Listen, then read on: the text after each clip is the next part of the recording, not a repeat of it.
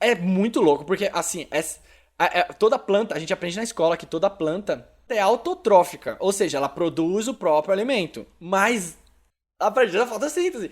Mas essa planta, ela não é. É- Ela não é autotrófica. Mano, eu fiquei em choque. E nesse livro, inclusive, ele fala que cerca de 10% das espécies de plantas têm esse hábito. Que depende de fungos para a própria nutrição e não faz uma molécula, né? Não faz nada de fotossíntese. Bizarro, bizarro, bizarro. Sim, total.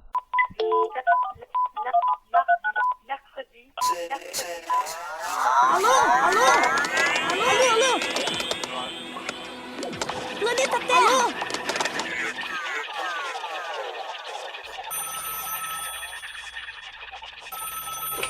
Alô, alô, seja muito bem-vindo a mais um episódio do podcast Alô Ciência. Eu sou o Lucas Andrade e hoje eu trouxe uma convidada para discutir com a gente sobre o que é vivo no solo, o que de vivo tem embaixo dos nossos pés. E essa convidada é ninguém menos que Érica Canton, ou mais conhecida como Agrofloresteira. E aí, Érica, beleza? Quem é você? Explica pra gente quem é você na fila dos orgânicos. Eu sou aquela que tem um eco bag bem grande. Aê! Então, eu sou a Érica e eu trabalho com plantas desde sempre me interessei pela natureza e criei um canal sobre plantas e como plantar no YouTube chamado Agrofloresteira. Já tem uns 3 anos. Também faço conteúdo no Instagram. A minha ideia é que a linguagem sobre como plantar, sobre como as plantas funcionam, como a gente pode se inspirar na natureza, chegue a mais pessoas de uma maneira simples. Qualquer pessoa que goste de plantas, que se interesse por natureza, encontre informação que eu não encontrei quando eu busquei. Então, é isso, né? De uma maneira mais pedagógica possível, ensinar sobre a natureza e sobre as plantas. É isso aí, fica a dica aí, galera. Procura a Érica aí nas redes, que ela, eu aprendi muita coisa com o seu canal, muita coisa que eu aplico na minha horta. Que massa. Até agora eu fico guardando casca de ovo pra bater no liquidificador. É constante esse processo. O pessoal aqui de casa fica puto, mas é isso que eu tô fazendo e a culpa é sua, tá bom? O pior é seu. Fico feliz. E você é bióloga também, né?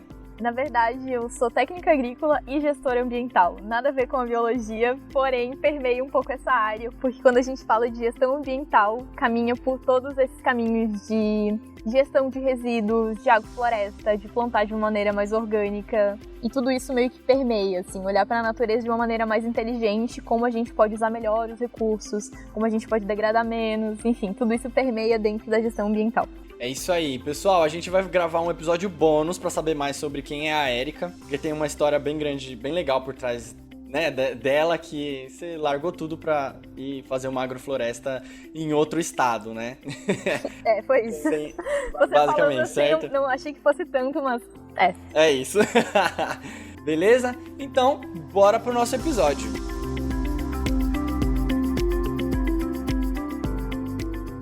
Antes de começar esse episódio com a Érica, eu queria convidar você para um desafio. Tô eu aqui, Lucas, e eu tô com o Jefferson. Fala aí, Jeff. E aí, tudo certo? Beleza, cara. E em oferecimento ao nosso parceiro Cambly, eu queria te convidar para um desafio de inglês. Como é que tá seu inglês, Jefferson? Ó, faz tempo que eu não pratico, hein? Mas acho que dá pra me virar. Vamos ver, vamos desenferrujar ele aí. Ó, o Cambly é uma plataforma online para aprender inglês com professores nativos do mundo todo. E eu participei de uma aula com uma professora lá da Flórida e eu perguntei se ela gosta de ciência. E ela deu uma resposta aí, eu quero que você, Jefferson, fala pra mim o que você entendeu da fala dela. É um desafio de escuta, de listening. Beleza. Ela falou o seguinte: Yeah, I do. I like different aspects of science. I'm not working in science anymore, but I love learning about even more complex things like the theory of relativity. O que você entendeu que ela falou? Vamos ver se tá bom mesmo. Ela falou que ela gosta de ciência, de conversar sobre ciência. Pelo que eu entendi, ela já trabalhou com isso em alguma época da vida e não trabalha mais. Mas mesmo assim, ela ainda gosta de aprender sobre coisas complexas, tipo teoria da relatividade. Me ferrei, porque eu não manjo nada disso. Mas a gente ficou ainda conversando sobre isso, sobre a vida de Einstein e tal. E é isso mesmo, cara. Tipo, eu procurei ela pela ferramenta de busca eu escrevi Science e encontrei ela. E aí ela falou que ela estudou Wildlife Ecology and Conservation lá na Flórida. E é isso que é legal do Cambly. Você pode encontrar pessoas do perfil que você quiser, cara. Inclusive tem até alguns professores que se você colocar Papai Noel, Santa Claus, você vai encontrar uma galera vestida de Papai Noel lá no Cambly. Maneiro. E, Jefferson, aproveitando que você tá aqui, você fez um intercâmbio lá na Austrália, né? Sim, eu fiz um intercâmbio lá e foi bem legal, assim. Acho que foi uma coisa que melhorou bastante meu inglês. Só de falar com as pessoas, assim, né? Eu acho que praticar é sempre bom, mesmo que você não necessariamente se mude para um outro país, né? Sim. Inclusive, antes de ir para lá, né? Eu treinei bastante aqui também. Treinava, conversava com os amigos e tal, fiz algumas aulas. Mas naquela época não existia o Cambly, né? Então... É isso, naquela época se existisse Cambly, você se sairia melhor, com mais facilidade, certo? Acho que as coisas seriam mais fáceis. É isso aí. A gente fez aqui uma brincadeira aqui de teste de escuta, mas você também pode fazer um teste de listening. Fala aí, Jeff. É isso aí, para quem nunca experimentou o Cambly, vocês podem usar o nosso código para ganhar uma aula experimental e fazer o Listening Challenge, que é um pacotão de aulas e exercícios que está totalmente grátis para você praticar o inglês e testar o seu listening. E são vários níveis de desafio com pontuação, então é ótimo para praticar, assim, ganhar confiança. E para você conseguir esse pacotão, é só você se cadastrar aqui no link no post e coloca o nosso código Alô Natal, beleza? Alô Natal. Mas corre que é só até o fim de dezembro, tá? Lembrando que Cambly se escreve C-A-M-B-L-Y. Nunca é tarde para você investir no seu inglês. Agora, bora pro nosso episódio. Bora lá! Nos últimos episódios, a gente falou bastante sobre as mudanças climáticas globais e como a situação ambiental tá no mínimo preocupante. Mas, junto com essas más notícias, nesse episódio aqui, a gente gostaria de passar uma parte da solução dos problemas para essa crise ambiental. Apesar de tudo, sim, a gente ainda é otimista. E pensando nisso, a gente vai falar hoje sobre o solo. Muitos chamam de chão ou terra embaixo dos pés. Mas quando começamos a entender como ele funciona, a gente entende que ele é muito mais complexo e poderoso do que a gente imaginava. É do solo que a gente tira a nossa comida. É o solo vivo que transforma a matéria orgânica em minerais e nutrientes que as raízes das plantas vão absorver. E é com ele que a gente pode, por exemplo, capturar carbono da atmosfera. Hoje a gente vai entender quais são os seres vivos que estão embaixo de um solo e também a gente vai perceber a importância deles para o crescimento de um vegetal. E a Érica, a agrofloresteira, vai compartilhar alguns truques para cuidar do solo e também plantar, seja em grandes agroflorestas ou em hortinhas e canteiros.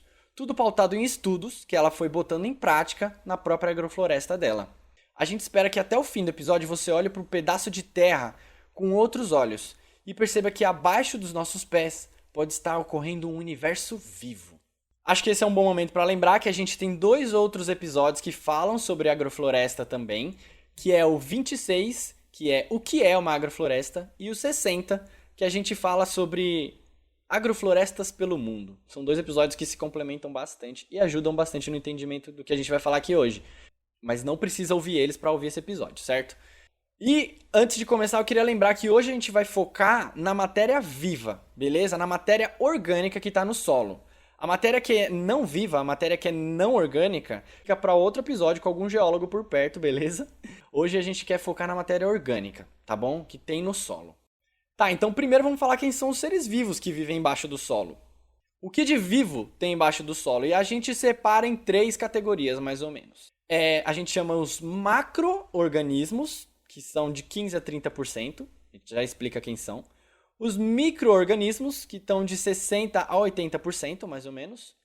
E as raízes das plantas, que está de 5% a 10%. Beleza? Macro, micro e raízes.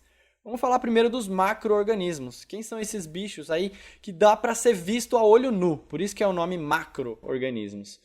Eu posso citar aqui, por exemplo, minhoca, ácaro, térmitas terrestres, que são cupins, lacraias, diplópodas, que são aquelas centopeias, vários insetos, moluscos, tem várias larvas de borboletas e de besouros e de moscas também lá embaixo. Então, tudo isso que você vê quando você está num solo, claro, um solo rico, né, em seres vivos, e isso que você vê quando você cava um buraquinho, assim. Eu aqui na minha hortinha, depois das dicas da Érica, abro um buraco assim na minha horta, eu vejo tudo isso aí acontecendo ao mesmo tempo, quer dizer que o solo tá bem saudável, certo? A Ana Primavera fala que tem mais vida em uma colher de sopa do que todos os habitantes que tem na Terra. A gente nem tem ideia da quantidade de vida que existe. Mas isso dos macroseres é muito interessante porque são eles que conseguem decompor todo o material mais grosseiro que a gente coloca sobre a Terra. Então a gente está falando de troncos de madeira que os cupins conseguem decompor, a gente está falando de folhas que as minhocas conseguem ir decompondo. E esses seres é interessante porque eles conseguem, então, decompor esse material que está na superfície. Pense numa floresta, por exemplo. A gente tem folhas, os troncos dessas árvores que caíram, os galhos que caíram, ou então os animais que acabaram morrendo nessa floresta. Então aí o cocôzinho desses animais, sementes que não germinaram, tudo isso é material orgânico. Então é isso que esses macro seres, como as minhocas, como os cupins e toda essa lista que você falou, conseguem decompor. Eles pegam isso, vão se alimentando disso e vão largando esse mineral, vão defecando, produzindo esse material que é muito rico e que melhora a terra. Então, por exemplo, as minhocas, uma coisa muito interessante que eu estava pesquisando sobre elas é que elas se alimentam elas ingerem a terra e também ingerem a matéria orgânica. Então elas fazem essa mistura, elas vão fazendo esse processo de digerir a matéria orgânica, misturando ela com a terra. Então o que resulta disso é o humus. A gente conhece o humus. O humus resulta da compostagem. Então o que acontece é que essas minhocas não gostam de fazer cocô próximo de onde elas estão comendo. Então elas cavam túneis de até 1 metro de profundidade para ir chegar mais longe, para não misturar as coisas. Então essas minhocas acabam fazendo esse processo de bioturbação, que é fazer esses canaizinhos com que elas vão cavando pela terra, e não só elas, todos esses macroseres têm essa capacidade de cavar. E esse processo de cavar vai criando um solo mais estruturado, mais aerado, porque enquanto elas vão se alimentando, elas vão nutrindo a terra e também vão cavando esses buraquinhos por onde as raízes conseguem chegar, conseguem ter esse espaço de ar e ir se aprofundando. E, enfim, melhora toda a estrutura do solo a gente ter a presença desses seres. Então, basicamente, o que eles precisam para existir é que a gente mantenha essa terra úmida e fresca. Porque como eles são compostos, em sua maioria, de água, o corpo deles é muito composto de água, a gente precisa manter o ambiente muito úmido e arejado, porque eles também respiram, né? Não dá para ser uma coisa compactada, cheia de água. Então tem que ter esse equilíbrio. E, claro, a alimentação constante, que no caso é essa matéria orgânica que volta a ser colocada por cima dessa terra, naturalmente ou não. Por isso que quando a gente vai fazer uma composteira, né, a gente precisa pelo menos dar uma revirada nela para poder ficar mais arejado lá dentro, né? E assim, precisa estar um pouquinho úmido para eles, né? Não pode estar, sei lá, embaixo do sol, assim, a composteira. Exato, tipo, minhoca não consegue crescer em uma terra dura, uma terra exposta. As minhocas estão lá embaixo da terra, onde está mais fresquinho, onde está mais úmido. Elas ressecam se estiver a terra muito seca. Por isso que é importante a gente estar cobrindo sempre essa terra, mantendo ela sempre coberta. Aí você falou que elas começam esse processo de decomposição, né?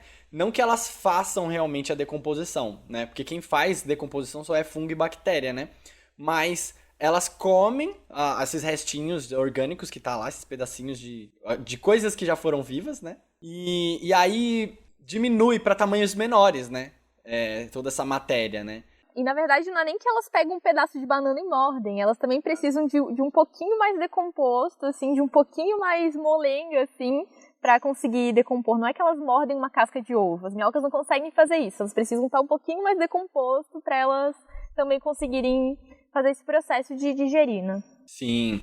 E a gente fala bastante de minhoca, né, que a galera usa bastante em composteira, mas na verdade todos esses seres que eu falei aqui também, eles contribuem também um pouco para todo esse processo que vai gerar no final uma decomposição da matéria orgânica, né? A queridinha é as minhocas, mas todos esses seres têm funções extremamente importantes. Tem lugares em que as minhocas não conseguem chegar e outros seres sim, como os cupins, por exemplo, que conseguem ser muito mais resistentes do que as minhocas. Eles aparecem antes que as minhocas. Exatamente, isso que eu ia falar. Eu vou linkar no post aí um artigo que fala como as térmitas, né, os cupins, como eles têm uma importância muito grande, que às vezes as pessoas só olham pra ele e falam, é praga, faz esse monte de montes aqui no meio do meu terreno, mas eles ajudam muito nisso que a Erika falou, na ciclagem de nutrientes, aeram o solo, fazem vários túneis lá dentro, ajuda na infiltração da água no solo, e forma esses agregados do solo, ajuda o solo a ficar agregadinho e menos solto. Assim. Não compactado, mas agregadinho. Né? É que é isso, né?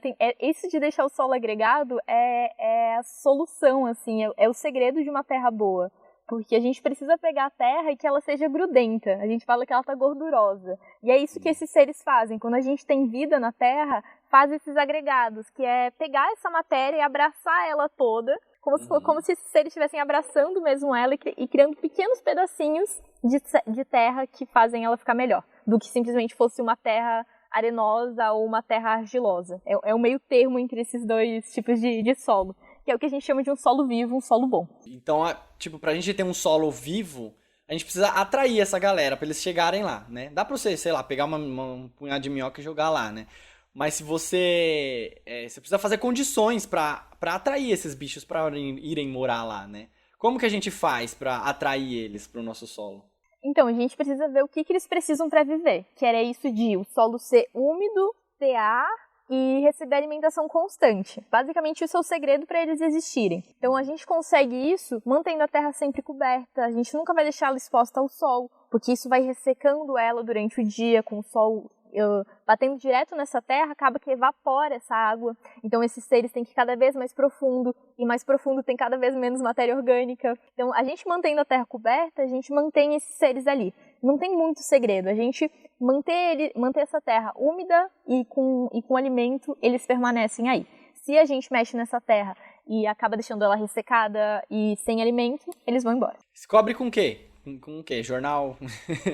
Folhas? Então, depende de... Eu gosto muito de pensar que a gente tem que usar o que a gente tem em maior quantidade e de menor valor onde a gente mora. Então, por exemplo, se você mora em uma região que produz muito arroz, se você está em uma larga escala, você está plantando agrofloresta, vários canteiros, você pode usar a casca do arroz que é muito fácil de ser obtida. E é um material que até é resistente. Então, se você pensar, por exemplo, em uma floresta, essa cobertura vai ser as folhas, vai ser os galhos, vai ser os troncos, isso vai ser a cobertura natural do lugar. Só que quando a gente não está no lugar natural, a gente precisa pensar nesse material que vai vir de fora, que a gente vai cobrir no primeiro momento. Então tem como a gente fazer isso. A gente pegar o material de fora que está mais abundante no nosso lugar, que pode ser a maravalha, pode ser a casca de arroz, pode ser o material que for, pode ser grama cortada, pode ser as folhas da árvore do nosso quintal que a gente recolhe. Tudo isso é cobertura do solo, é a matéria orgânica que a gente está falando. E dá pra gente também criar, né? A gente planta essa própria matéria orgânica, que é isso que as agroflorestas fazem. Elas plantam margaridão, plantam capim, diferentes tipos de capim, plantam eucalipto, que é uma árvore, né? Pra gente podar e voltar esses nutrientes pra terra. Voltar esse material orgânico, que são as folhas dos galhos, voltam pra terra, se transformam nesse material orgânico que os bichinhos comem e vira adubo pras plantas. Então, é isso. Esse é o ciclo completo. Aham.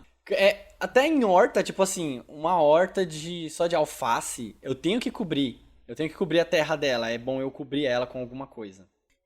Toda a terra está feita para ser coberta. Se você pensar naturalmente o processo com que a natureza faz, não tem terra exposta, a não ser que essa terra esteja tão degradada ao ponto de nenhuma planta conseguir nascer. Só que naturalmente o processo da natureza é manter a terra sempre coberta. Ela vai mandar essas plantas que são mais capazes de crescer aí. Algum passarinho vai passar por aí e vai deixar alguma semente, seja de imbaúba, seja de capim, seja do que for, de tiririca, vai conseguir crescer nessa terra. Porque o natural é essa terra estar coberta, seja pelas folhas, quando já é uma floresta, quando já é um sistema que está equilibrado, seja quando a terra está totalmente exposta, que começa a nascer o que a gente chama de mato, ou de peste, ou de inso.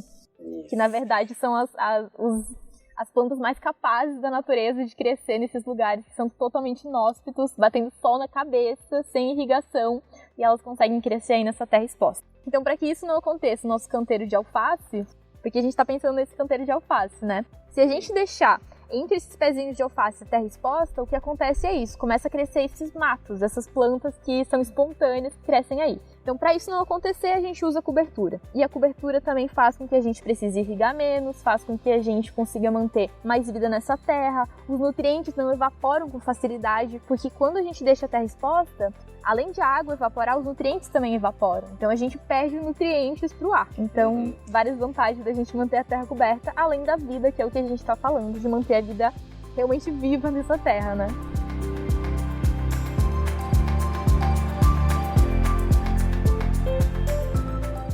Beleza, aí a gente falou aqui dos macro-organismos, mas também tem os micro-organismos que são muito, muito importantes também.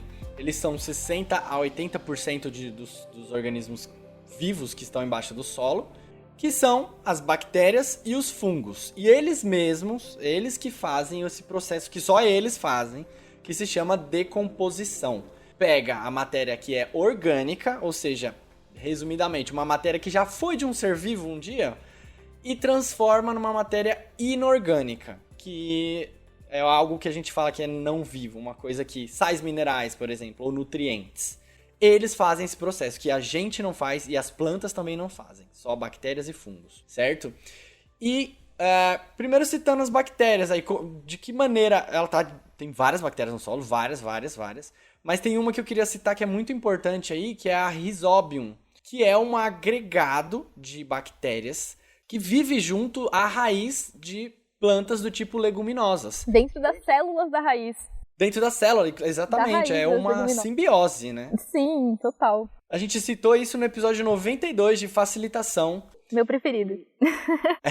Que eu entrevistei a Camila Castanho, minha ex-orientadora. E isso daí também, ao saber que esse Rhizobium existe, a gente já pode usar ele a favor da nossa hortinha e também para enriquecer a vida do nosso solo. Como? Tá, então primeiro eu acho que vale a pena eu explicar aqui. Quando a gente fala isso de matéria orgânica, de matéria não orgânica, de inorgânica, o que acontece é isso. As plantas não têm a capacidade de morder um pedaço de banana ou um pedaço de cocôzinho de vaca para se alimentar. Quem tem essa capacidade de decompor esse material orgânico, que pode ser o cocôzinho de vaca, pode ser a folha da planta que está sobre a terra, seja o resto de planta que a gente deixou lá para decompor, essa cobertura que a gente estava falando. Esses seres que existem na Terra, esses micro-organismos, como as bactérias, como os fungos, conseguem decompor esse material, transformar em algo inorgânico, que são os sais e os nutrientes, e aí sim a planta consegue absorver. Tem maneiras da gente obter isso sem ser a partir da matéria orgânica, que é o que a gente conhece como adubos químicos, fertilizantes inorgânicos, que já é esse nutriente extraído e a planta só toma como se fosse uma sopinha. Então não precisa necessariamente ter essa vida para absorver. Então quando a gente está falando de um solo vivo, a gente precisa ter essa matéria orgânica e toda essa estruturação que só existe de um processo biológico. Não tem como a gente fazer isso de uma maneira mecânica. Então é isso, as plantas não têm a capacidade de se alimentar desse material orgânico, quem faz são esses seres que vivem na Terra.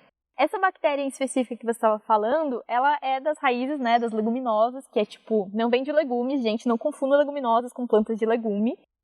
As leguminosas são plantas como os feijões, por exemplo, ou como as ervilhas. Todas essas são leguminosas, todos os tipos de feijão são leguminosas. Então o que acontece é que tem esse processo onde essas bactérias conseguem pegar o nitrogênio que está disponível no ar, tem uma quantidade enorme de nitrogênio na atmosfera, conseguem pegar esse nitrogênio e capturar ele e transformar em um sal nitrogenado, em sais nitrogenados que são o nitrato e o nitrito.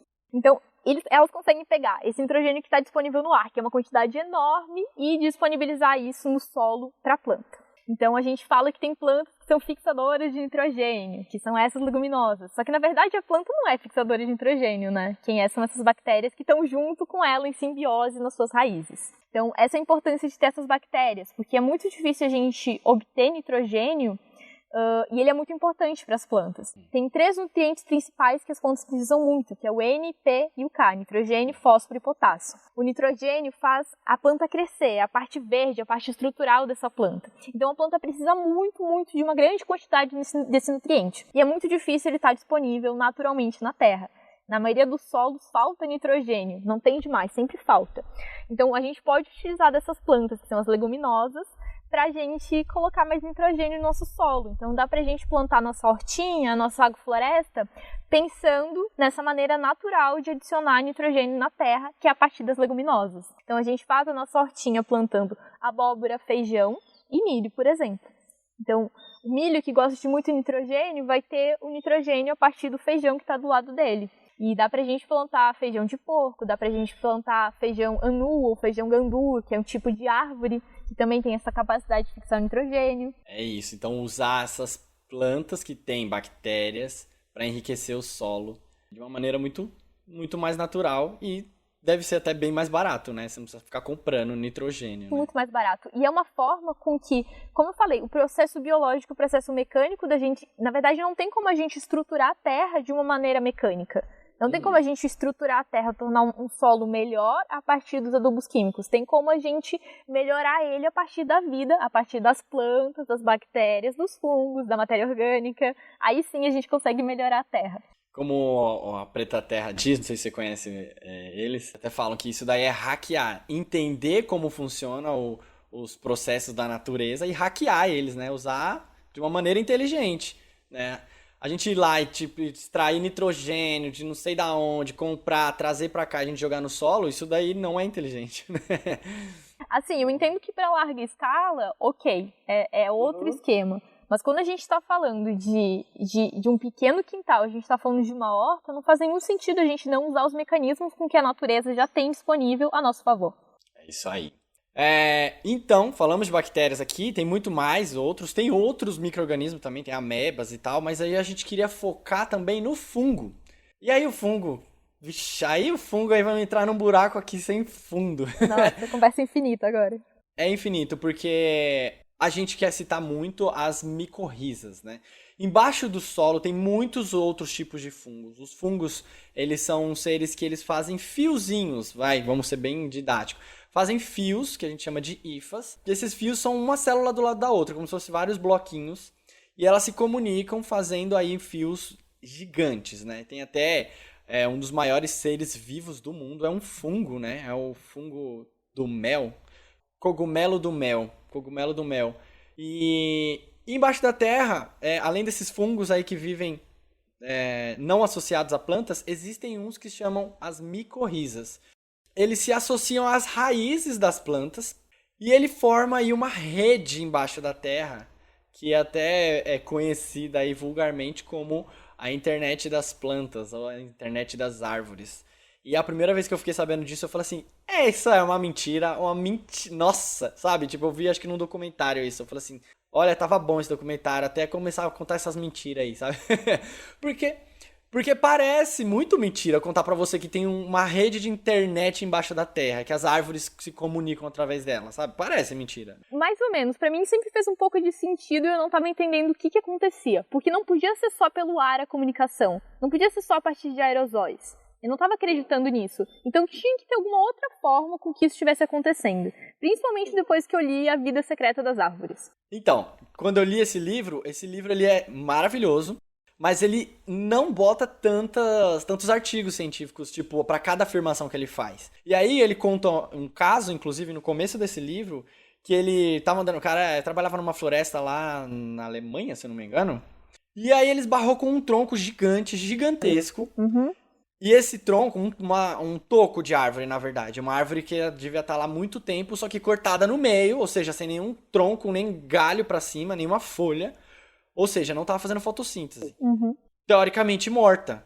E aí ele foi lá e deu uma cavucada nela e viu que ela estava viva, mesmo decepada. Tipo, ela tinha raízes e decepada em cima.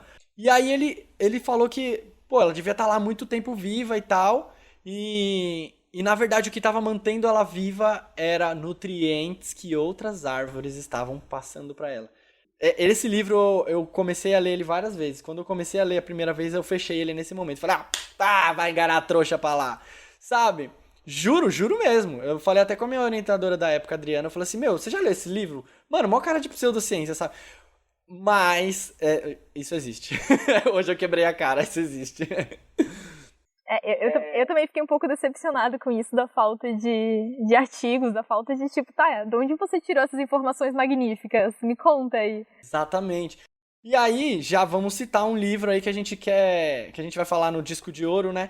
Mas lendo um livro chamado A Trama da Vida, Como os Fungos Constroem o Mundo. Acabou de lançar pela editora Fósforo, escrito por um biólogo chamado Merlin Sheldrake, que ele estudou justamente micorrizas do Panamá, se eu não me engano, e ele traz várias evidências, em um só capítulo, várias evidências sobre essa internet das árvores. Uma delas existe uma planta chamada Monotropa uniflora, e essa planta, você que está ouvindo a gente, joga agora no Google, você vai olhar para ela, Monotropa uniflora. Também é conhecida como a planta fantasma. fica no escuro essa planta e ela é totalmente branca, pálida. E uma planta pálida é uma planta que não tá fazendo fotossíntese ali. Ela não é, o verde da planta é a parte que faz fotossíntese. E estudando essa planta, os cientistas ficavam, como que essa planta sobrevive sem fotossíntese? Ela não faz fotossíntese. Ela vive ali no noroeste do Pacífico, perto, na América do Norte. E ela lembra um cogumelo, na verdade, né? Exatamente, não por acaso. E aí a galera tinha uma hipótese de que ela se aproveitava, através de micorrizas, para conseguir o carbono dela. Para ela crescer, ela precisa de carbono. A hipótese que tinham era que ela estava pegando carbono debaixo da terra, alguém estava passando para ela. E a hipótese era que micorrizas pegavam nutrientes, os carbonos de uma outra planta, uma outra árvore, e passava para a raiz dessa monotropa uniflora. E aí, isso foi um mistério até o século XIX, quando o Eric Bjorkman, um cientista, em 1960, ele marcou radioativamente alguns açúcares, ou seja, tipo, só para marcar, só para saber onde que estão aqueles açúcares, né, como se fosse uma etiqueta, e injetou esses açúcares dentro de uma árvore que estava perto dessa monotropa. Depois de um tempo, ele examinou as raízes dessas monotropas e viram que o carbono radioativo estava lá. Foi parar na monotropa. E essa foi a primeira demonstração de que a substância pode passar entre plantas por meio de uma via fúngica. Então passou por baixo, sabe? Sensacional. É muito louco, porque assim, toda planta, a gente aprende na escola que toda planta é autotrófica, ou seja, ela produz o próprio alimento, mas a partir da fotossíntese. Mas essa planta, ela não é. Ela não é autotrófica. Mano, eu fiquei em choque. E nesse livro, inclusive, ele fala que cerca de 10% das espécies de plantas têm esse hábito, que depende de fungos para a própria nutrição e não faz uma molécula, não faz nada de fotossíntese. Só hackeando, sabe? Elas são até conhecidas como micoheterotróficas. Micoheterotróficas. Mico vem de fungos. Bizarro, bizarro, bizarro. E aí, isso foi na década de 60, né? E aí, já vindo mais pra 1997, um artigo que saiu na Nature, também vai estar o link no post. Ele, feito por uma cientista chamada Suzanne Simard, uma canadense. Ela fez um experimento que ela queria saber se outras plantas fazem isso, né? De se comunicar através de fungos. E aí, lá na América do Norte, existe uma árvore chamada bétula e outra chamada abeto. Bétula e abeto, e outra nessa história chama os cedros. Mas o que ela fez? Nessa floresta, ela pegou essas bétulas e colocou gás carbônico radioativo perto das folhas dela. As folhas dela absorvem gases para fazer a fotossíntese, ou seja, ela absorveu esse gás carbônico, que tem carbono. E aí, 2 anos depois, teoricamente, aquele carbono radioativo, aquele carbono marcado, deveria estar dentro da bétula, que é onde ela expôs. Mas, depois de 2 anos, ela observou que nas raízes e dentro dos abetos, que não absorveram isso pelas folhas, aquele carbono radioativo estava presente. Ou seja, a bétula ela deu um pouquinho do carbono dela pelos fungos e os fungos passaram para os abetos.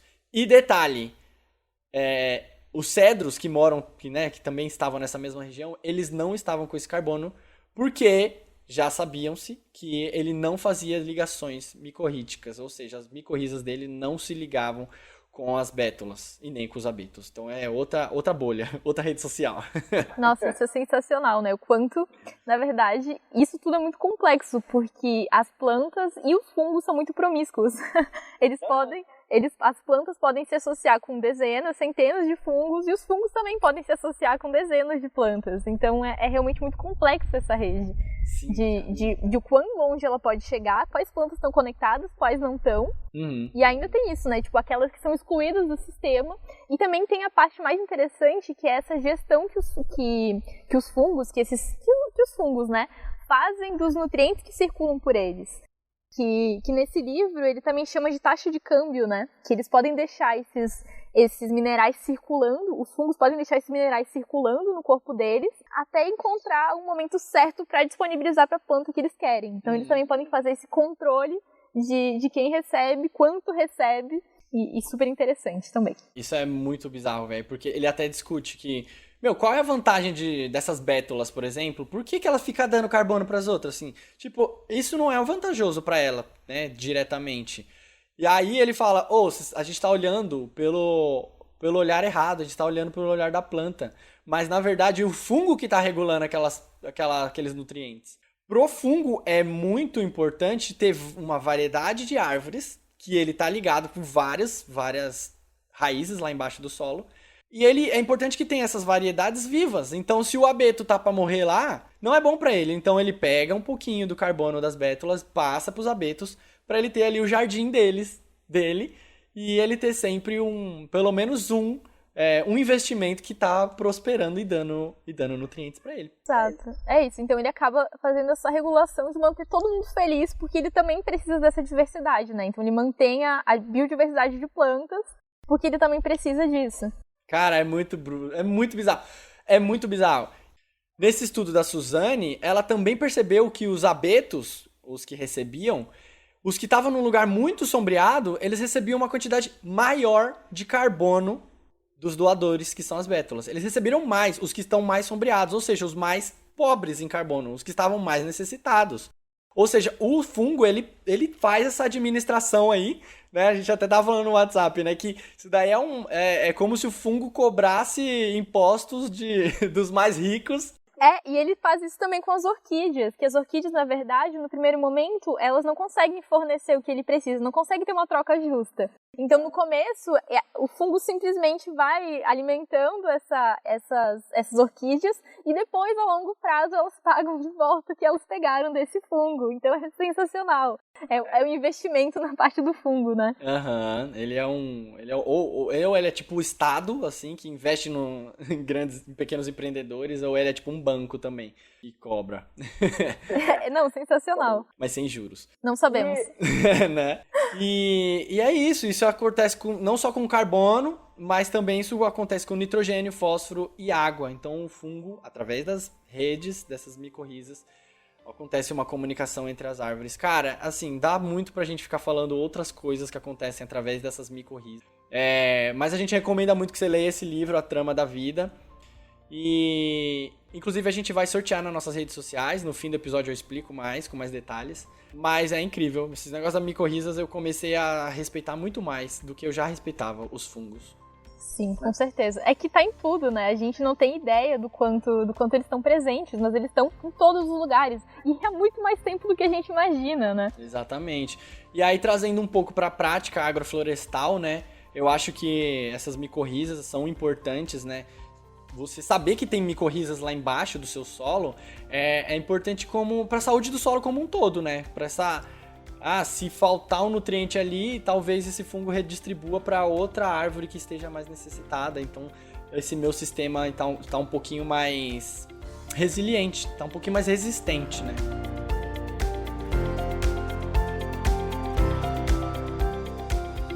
Uma coisa interessante que ele fala também nesse livro é que existem uns feijões que eles são atacados por pulgões, que quando as folhas deles são mordidas por esses pulgões, esses feijões liberam uma substância no ar, e essa substância no ar, elas atraem vespas que, por sua vez, acabam com aqueles pulgões.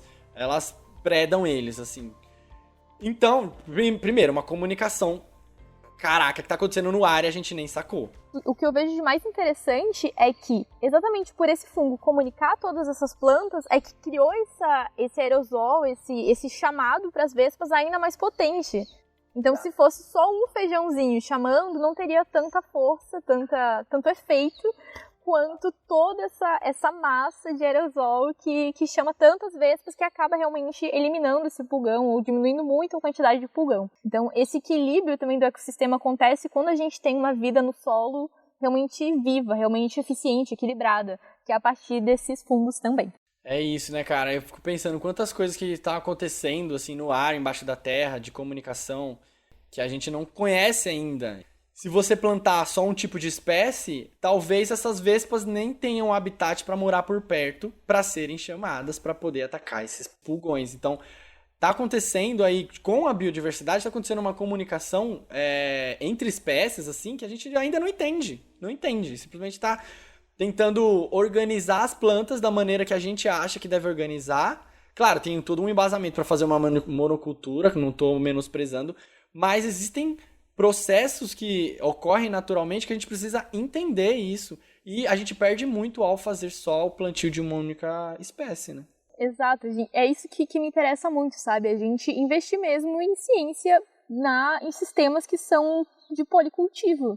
Não precisa necessariamente ser agrofloresta, pode ser simplesmente sistemas em que tenha mais que uma planta juntas aí, para a gente ver como funciona isso, porque a gente tem pouquíssimos estudos ainda sobre isso.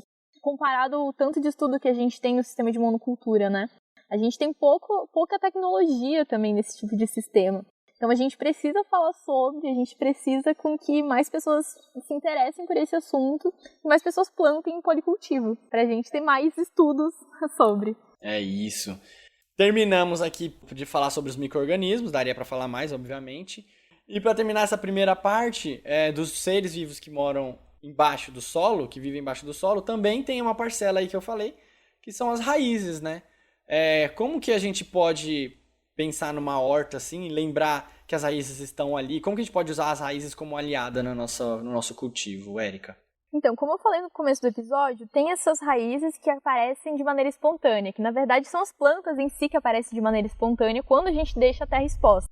Um caso muito frequente que acontece de uma raiz muito potente de uma planta espontânea que cresce é a guaxumba, que ela é uma planta bioindicadora que indica que a terra está dura, está compactada e também uma planta medicinal.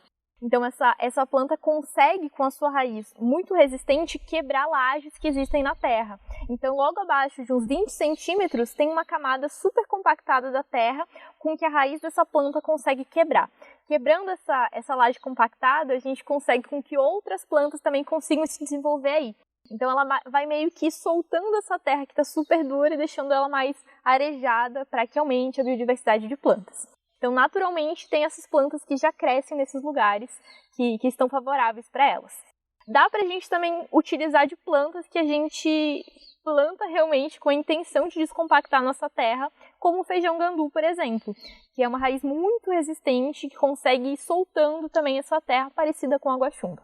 É isso, entender as raízes também é entender o solo, né? Exato. Tem um livro muito bom também sobre isso, não é o Disco de Ouro ainda, porém, que é Pergunte ao Solo e as Raízes, que explica exatamente como a gente pode ver o resultado de ataque de pragas e doenças, de falta de nutrientes, a partir das raízes. Como a gente pode fazer uma análise de como está a nossa planta a partir de simplesmente observar como estão essas raízes. Nossa. No episódio de facilitação, a gente também falou sobre como que raízes profundas conseguem trazer água, que tá lá embaixo, consegue trazer aqui para cima e fica mais disponível para as raízes, para plantas que têm as raízes menores, né? Também é um fator aí da importância das raízes. E também para que a gente faça o ciclo, para que aconteça o ciclo completo da água, né? Porque se a gente só tem grama plantada, que tem mais ou menos 20 a 30 centímetros de profundidade as raízes, como que a água vai chegar até os reservatórios?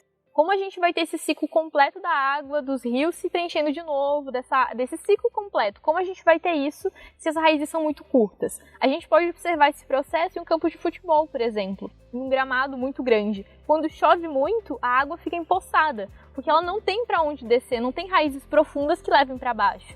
Então a gente precisa também dessas árvores na agricultura, nos policultivos, para que aconteça esse ciclo de filtragem da água, com que a água consiga descer realmente. Não só raizinhas curtas, né? Complementando isso das raízes, se a gente só tem raízes curtas, acaba acontecendo muito mais a erosão de solo, porque acaba que as raízes não conseguem abraçar tão profundamente essa terra, então acaba levando embora muito mais terra, porque não tem raízes que segurem ela.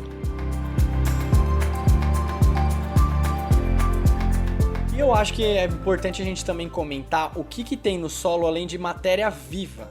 Tudo isso que a gente falou aqui é 4 ou cerca de 4% da matéria viva que está no solo.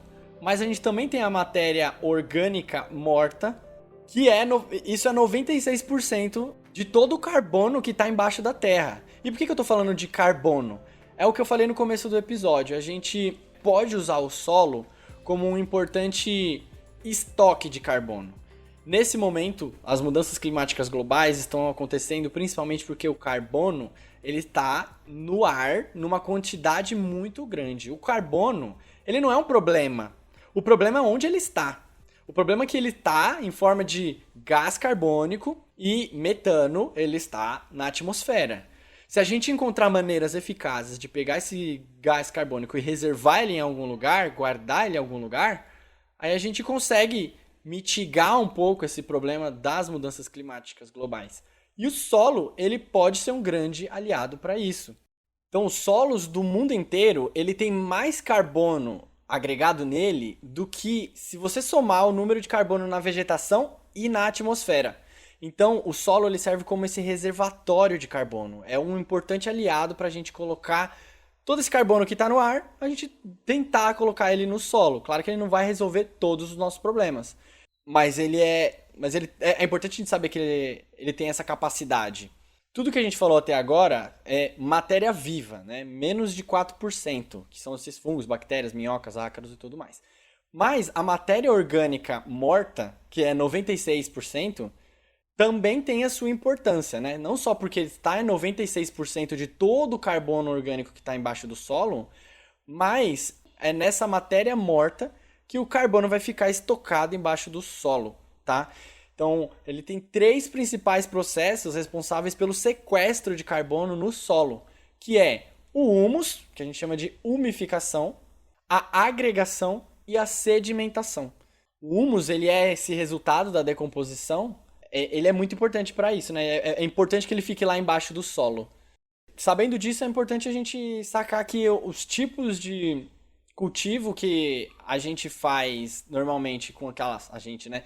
Que as grandes culturas fazem com aquelas máquinas que vão arando o solo e gradando o solo, né? Que vai remexendo o solo para poder plantar aquele milharal, aquele tanto de soja lá. Isso faz com que todo o carbono que está aprisionado ali embaixo do solo, não todo, né, mas uma grande parte dele saia desse solo e vá para a terra. Além disso, esse processo de arar o solo, ele também acaba matando todos os seres vivos que a gente colocou aqui. E desestruturando o solo como um todo, né? Exatamente. Nesse solo desestruturado, se cair uma chuva, a água ou vai descer direto, mas a maioria, na verdade, da água vai, no primeiro solzinho que bater, ela vai evaporar, assim, né? Facilmente. E na verdade acontece um processo de quando a chuva bate direto na terra, que não tá com cobertura, de que a terra fica compactada, porque esses espaços que eram ocupados pelo ar, agora são ocupados por esses pedacinhos de terra que desceram, porque não tem raízes para abraçar e não tem esse solo estruturado para manter ele. Então acaba que a terra também fica mais compactada com o tempo. Mais difícil de ter ar, mais difícil de voltar à vida, então acaba piorando muito esse processo de solo vivo. Isso aí. Falei mais isso porque é importante que o processo de agregação, ele tem até um artigo que a gente vai citar, que ele é um dos principais fatores, os mais importantes para o sequestro de carbono no solo. E quem realiza isso são as hifas dos fungos e as substâncias orgânicas provenientes das raízes das plantas, acabam agregando esse solo, né? A hifa dos fungos é como se fosse uma cordinha que vai juntando o solo. Os bracinhos, eu gosto que são chamados de bracinhos que abraçam a terra, assim. Então eu achei importante aí fazer essa ressalva, lembrar que a parte orgânica morta é muito importante pra gente guardar esse carbono embaixo do chão. Era mais ou menos isso que a gente tinha pra falar sobre solo vivo. Claro que essa conversa poderia ir muito adiante. E a gente queria relembrar que muito dessa pauta foi inspirada nesse livro A Trama da Vida, Como os Fungos Constroem o Mundo, desse Merlin Sheldrake. E eu e a Erika, a gente leu, né, Erika? A gente ficou lendo e pirando, assim, um mandando mensagem pro outro, né? Muito. O que você achou do livro? Nossa, eu quero muito terminar de ler ele, porque eu li alguns pedaços só, mas eu achei incrível, assim, melhor que A Vida Secreta das Árvores. Não muito legal de comparar, mas assim, achei porque ele é bem mais embasado e consegue trazer mais pra realidade, pra nossa realidade, sabe? Eu achei sensacional, acho uma leitura obrigatória pra todo mundo que se interessa por natureza, porque é isso, não tem como a gente falar de natureza, falar de plantas e plantar e não falar dos fungos que existem na terra e do solo vivo. E esse livro dá um bom embasamento pra isso. Aham, e eu gostei que nas referências ele, tipo, ele explica, ele não só bota lá o artigo, ele fala, esse daqui, ó, esse maluco fez isso, isso e isso. Quer saber mais sobre isso? Vai em tal pessoa. Então é bom a gente saber que os fungos, eles não estão só nos lugares como o nosso shiitake, no shimeji, no mofo do nosso pão. Ele tem mais de 2 milhões de espécies e esses fungos são capazes de decompor poluentes e compostos químicos complexos, podem transformar formigas em zumbis, pode até ser fonte de muitos medicamentos, como alguns cogumelos psicodélicos que podem ser usados no tratamento de depressão. E esse autor, o Merlin Sheldrake, ele é um cientista de Harvard que estudou essas redes fúngicas subterrâneas na floresta do Panamá, como eu disse. E ele escreve de uma forma muito criativa e cheio de referências. E acabou de lançar agora em novembro. E o ouvinte do Alô concorre a esse livro. A gente vai sortear no nosso Instagram um volume. E um segundo volume a gente vai sortear entre os nossos apoiadores. E se você não é um dos nossos apoiadores, esse é o momento. Corre lá, entra no apoia.se/alociência ou patreon.com/alociência. Você já entra pro nosso grupo de apoiadores, que tem muitos sorteios exclusivos lá. Certo? Aproveitando para chamar vocês para correr nas nossas redes sociais, a gente está em todas /alociência. E se você quer mandar um e-mail pra gente, manda para contato@alociência.com.br ou um zap, pode mandar um áudio pra gente no 11 93400 3751. Beleza? Tudo isso, todas as informações e links você encontra ali no alociência.com.br. Agora, calma, não acabou ainda, a Erika ainda está com a gente aqui pro nosso disco de ouro. Sobe a vinheta, Amanda Guedes! Quer começar com a sua recomendação, Erika? Eu tenho algumas recomendações. A primeira delas é uma série que eu andei assistindo ultimamente, que é Vida em Cores, que é um diretor que está fazendo várias séries assim muito interessantes, com imagens lindas mostrando a natureza. E essa em específico é uma série que mostra como os animais veem as cores.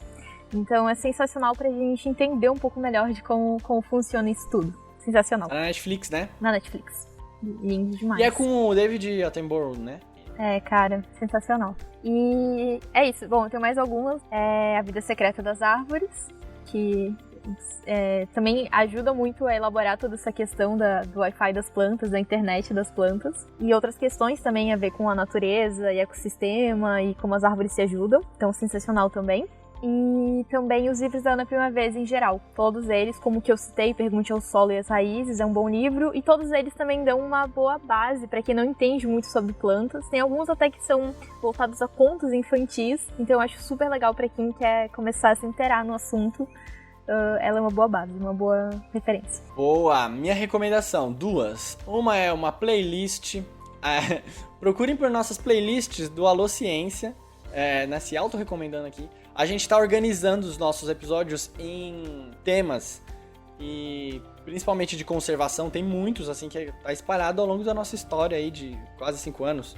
Então, ver por playlists é uma maneira bem legal, assim, da gente enxergar o todo, né? Não sei se vocês perceberam, galera, mas a gente faz conteúdo tentando fazer um mapa, assim, principalmente esses de ecologia, dá pra gente pensar num mapa, né? A gente falou já sobre predadores, já falou sobre seres que dispersam sementes, já falou sobre agrofloresta, falou sobre facilitação, tudo isso é um mapa. Agora a gente falou sobre o que acontece embaixo da terra, você não precisa ver tudo na ordem exatamente, assim, e você vai construindo o seu mapa, pra entender essa magia, né? Essa coisa de... A ecologia é uma coisa que acontece tudo ao mesmo tempo. Você estudando por partes, tem um momento que você dá um clique e fala, putz, entendi. Vejam nossas playlists. E um podcast muito bom, também financiado pelo Serra Pilheira, que chama 20 Mil Léguas. Que as apresentadoras, elas analisam o livro do Darwin, mas eles analisam o Darwin como um ser histórico também. Então vão atrás de o que ele lia, quem era o tio dele. Putz, cara, é muito legal. A época que ele viveu, a adolescência dele, é muito, muito legal. E é um podcast narrativo. Vou rolar 20 Mil Léguas. E então a gente vai ficando por aqui. Lembrando que vai ter o episódio bônus da Erika semana que vem. Saber mais sobre quem é ela, a vida dela. E queria agradecer a Erika. Muito, muito, muito obrigado por participar. Quer deixar suas redes de novo aí pra galera? Bom, eu quero primeiro dizer que eu tô muito feliz de estar aqui. Nossa, é uma grande honra mesmo. Eu acompanho já o podcast há muito tempo. E essas recomendações que você falou em relação à dispersão de sementes e facilitação entre plantas, e um outro episódio que era sobre invasões biológicas, também complementam muito, muito esse tema, são os meus preferidos. Então, é isso, essas recomendações também. Ouçam esses outros episódios do Alociência. E é isso, eu quero muito agradecer. As minhas redes são a Agrofloresteira, tanto no YouTube como no Instagram, atualmente no Twitter também. Então, é isso, vocês me encontram aí pelas redes. Beleza. E seus cursos também, né, Erika? Você dá cursos? Eu tenho 2 cursos, um que é os Princípios da Terra, para quem quer começar a plantar, não tem nenhuma ideia de por onde começar, é uma base, um guia bem interessante. E um outro que é específico de agrofloresta, que é chamado Formação em Agrofloresta. Os 2 são online e tem mais informações lá no meu Instagram, no meu site, @agrofloresteira, agrofloresteira.com, vocês encontram mais informações. É isso. E pra vocês, muito obrigado por ouvirem a gente por aqui.